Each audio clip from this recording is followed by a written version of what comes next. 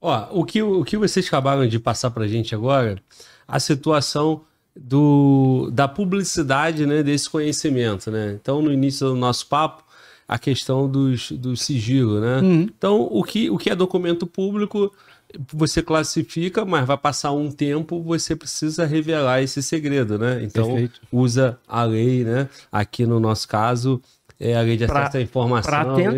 Para tentar, porque às vezes não vem tudo. Porém, Edson, o que eu percebi? Os Estados Unidos, como ele já está mais evoluído nos normativos, no interesse, né, de conhecimento que é explorado através desse trabalho, né, da ufologia, eles têm normativos e eles já criaram uma segunda fase, que é através dessas empresas que aí tem um sigilo, né, tem um conhecimento mais preservado. Então, também tem normativo para isso. Enquanto o Edson acabou de falar agora no final da fala dele, o Brasil ainda carece desses normativos. E o Edson até fez a ressalva dizendo, pô, não dá nem para julgar muitos militares. Aí eu te pergunto, né, Júlio e Edson, isso foge do âmbito das forças? O militar brasileiro ele não tem condições normativas, depende do Congresso. E nos Estados Unidos, como é que isso é feito, né? É decisão de governo, Congresso, e isso dá condições para que os militares trabalhem. Isso não tem no Brasil? Como é que é, Júlio? Quando envolve defesa, é de responsabilidade dos militares. Porém, contudo, todavia, quando a defesa se torna... Porque a defesa pode ser tática. Eu estou defendendo um bairro de Brasília, um exemplo. É uma coisa tática. Agora, quando eu falo de defesa nacional, é uma coisa estratégica. Então, envolve o Congresso. Então, você tem que saber o que é que envolve o seu país, né? E o que envolve esferas menores. Então, quando envolve o país, essa defesa envolve o país, com certeza o Congresso, tanto americano quanto o Congresso aqui, é o responsável de dar a direção da coisa. É claro que os documentos que vão ser produzidos pelas Forças Armadas vão chegar até esses políticos. Assim aconteceu nos Estados Unidos. As Forças Armadas produzem e falam, está acontecendo isso. A decisão, a direção que vai tomar isso, quem dá é a política do país, né? O Congresso. E aqui no Brasil? Aqui no Brasil temos problemas muito maiores para ser resolvidos. Eu só estou dando uma opinião minha, né? Da minha visão de política, que é muito rasa, né? Eu não gosto nem de falar de política, mas existem problemas muito maiores. É claro que se for comparar ao pé da letra, o problema da vida alienígena talvez seja o maior problema de todos, né?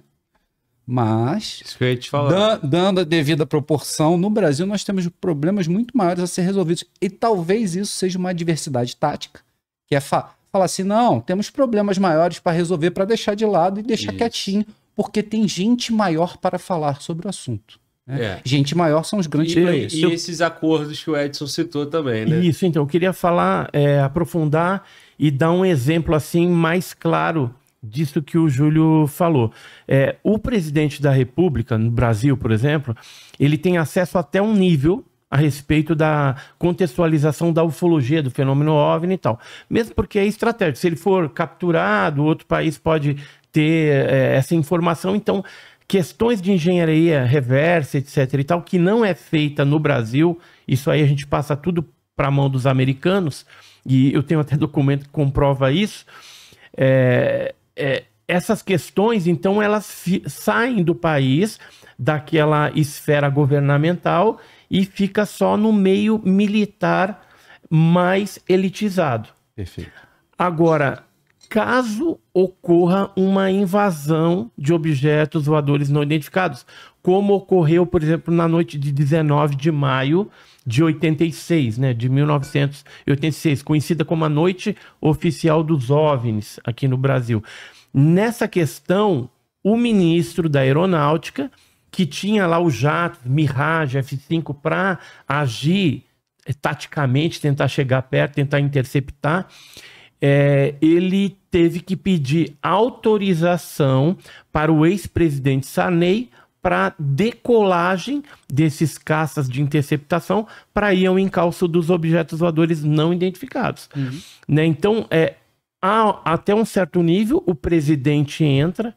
Agora, os políticos aqui do Brasil, eles não estão antenados, não querem saber de ufologia. São poucos aí, por exemplo, Chico Alencar parece que ele fez uma vez, no passado, uma petição sobre o ET de Varginha, sobre casos clássicos brasileiros, mas não obteve uma resposta satisfatória por conta desse acobertamento, porque hoje, por exemplo, um órgão público, como Força Aérea, Marinha, o ABIN, qualquer repartição pública, a lei diz que eles não mentem. Né? Teoricamente, um ente público, ele não mente. Então aí você pede lá um documento. Aí eles falam assim, olha, o documento não existe, ou o documento foi destruído.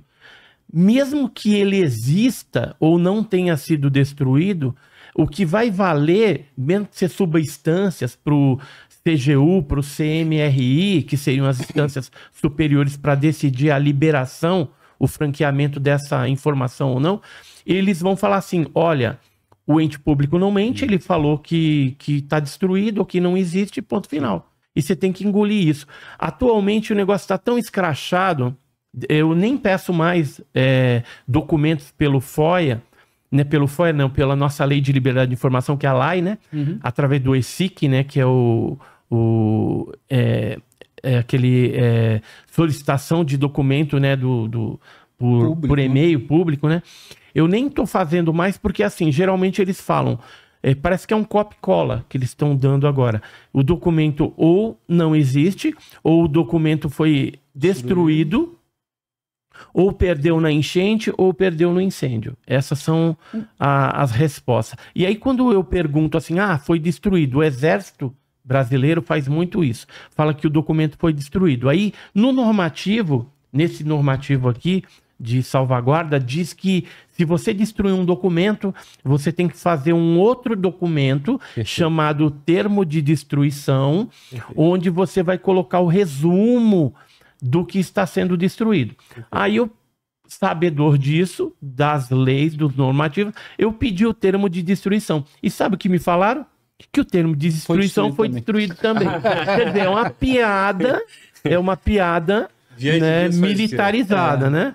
Pegando um gancho no que você falou sobre a sapiência do presidente da República sobre esses certos assuntos, eu li um livro, me esqueci até o nome do livro, que eu li tem bastante tempo, e ele é muito interessante que ele diz o porquê, né? Uma parte do livro diz o porquê dos presidentes não saberem tudo. O presidente só dura 4 anos. Exato. É uma coisa volátil. Hoje, presidente é o Glauber.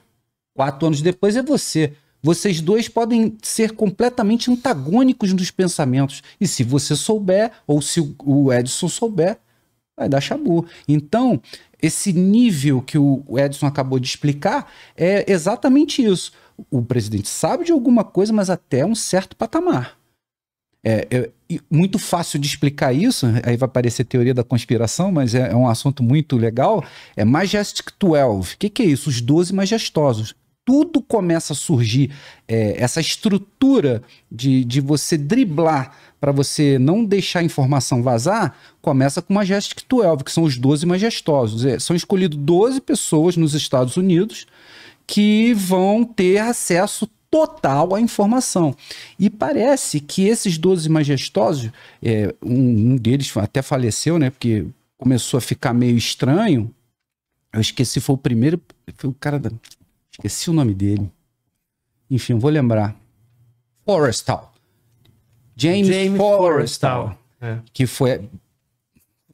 Não posso provar, mas reza a lenda que foi assassinado, mas ele foi falado que foi suicídio, que ele pulou do hospital que ele estava passando mal, né? Ele começou a ter problemas mentais e falando que estava tudo errado. Resumindo, ele queria fazer a abertura ao público, ele era um do grupo, né? Do grupo, que sabia muita coisa. Se eu não me engano, ele foi o primeiro diretor da CIA, ou do FBI. Se eu não me engano. Salvo engano, da CIA. E ele começou a apresentar problemas de loucura. Então, o que fizeram? Pegaram ele e botaram no hospício naval, no hospício da Marinha, no prédio bem alto. E depois ele pulou a janela e morreu de suicídio. Mas aí tem várias coisas que provam não, né? Que especulam que mostram um outro caminho da investigação. Que, pô, tinham pessoas andando, aí entra os Men in the Black, os homens de preto, ou o homem do chapéu preto, que tem a mesma vestimenta, cara pálida. São as pessoas que chegam logo assim que o Glauber viu um OVNI. Foi para o canal dele, falou, gravou e falou. No dia seguinte, pessoas de preto, todas de preto, com aparência pálida, vão fazer uma visita para você. E essa visita não vai ser agradável, né? Existem várias documentações robustas, inclusive filmagens de circuito interno, mostrando essas pessoas chegando para falar que você não deve falar, que você deve ficar quieto, que você deve esquecer essa pauta, que você... Enfim, mostra que o assunto tem círculos e você não está no círculo central. Esses 12 majestosos foram o início do círculo central. Agora vai saber como essa informação, porque isso tem muito tempo, foi o começo da CIA, logo depois da Segunda Guerra Mundial. E eu digo mais, depois da bomba atômica, né, depois do projeto Manhattan, que foi o Test Trinity, que aí depois jogaram as duas bombas em Hiroshima e Nagasaki, foi a época que houve explodiu o número de casos de OVNI. Então, existiam casos de OVNI antes da bomba atômica? Sim, existiam, muito poucos, pouco documentados e tudo mais. Depois da bomba atômica, o número cresce exorbitantemente. E aí cria-se esse grupo que toma conta da informação, que faz a desinformação para não chegar até as pessoas, né, até o público. E esse James Forrestal faleceu. Aí vem um outro cenário que é dito num livro, que ele foi vítima, e também outra especulação, como o Glauber falou, que ele foi vítima de... drogaram ele com LSD. Ele começa a ter alucinações diárias, né, por causa dessa droga, que foi colocada num chá ou num café que ele tomou. E isso que faz o grupo falar, não, ele tá ficando fora de si, temos que controlar esse cara. Isso tudo foi proposital porque ele era uma das pessoas que queria fazer o contrário, né? Liberar todas essas informações. Ele achava que o público robusto, sabendo a verdade, ia ajudar muito mais o país. Aí entra na segunda linha, que é a segunda linha que é a mais temível, que são os militares mais casca grossa. Falou, não é o que o Edson falou, não é que o militar está errado. Eu vou explicar isso para você entender. O militar, ele quer salvaguardar a nação dele. Essa é a máxima do militar.